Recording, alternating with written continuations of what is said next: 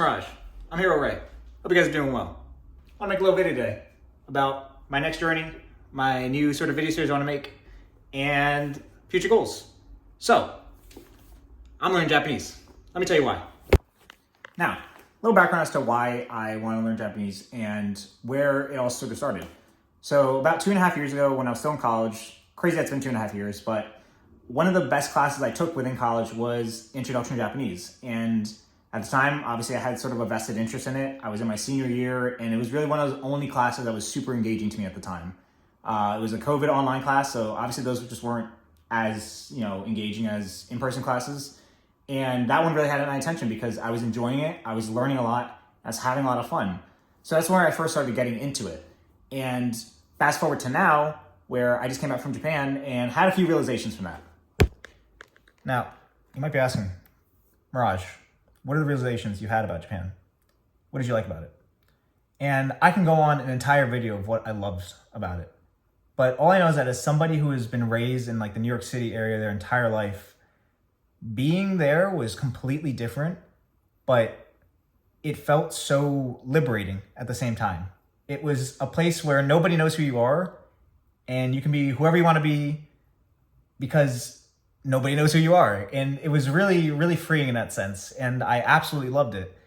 And, I think long term, it's somewhere where I'd want to live for a year or two while I'm still young. I'm only 24. I got plenty of time left to, make my future goals.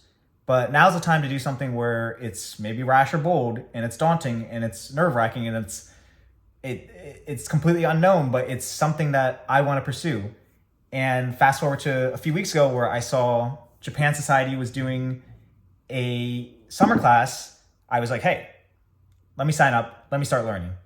Now, here's where our current predicament comes from. So, what did I do in my classes? Well, let me start off with two words that I really value when it comes to learning. The first one being engagement, and the second one being immersion.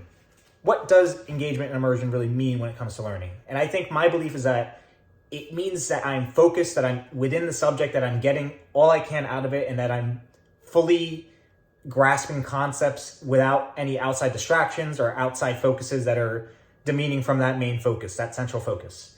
Now, for me, what that means is that I need to be in an in-person class. I can't do online classes because there's just the inherent fact that you're online, you're not in an environment surrounded by Japanese, and you're not in an environment where you're free of distractions. That's a clear-cut thing for me. So with my learning, I need to be in person. However, with Japan Society, the class that I wanted to apply to was unfortunately booked for my appropriate level. So being the somewhat overachiever or person I am, I signed up for the class above that, which means that over the next 2 weeks, I need to know every piece of hiragana and katakana and be able to identify them and read them. So that's our current predicament. That's our current challenge. And over the next 2 weeks, I'm going to be learning these things and going to be giving a progress update the day before the class starts to make sure, hey, I'm good and see where I'm at. And I want to share that journey with you guys as well and the rest of my journey within that class of how I'm learning over the next 3 months. So that's the main purpose of this video and the new series that I want to start. I hope you guys are excited for the journey because I sure am. I'm really motivated and really happy to be starting this. And I really want to get the most I can out of this class and my learning.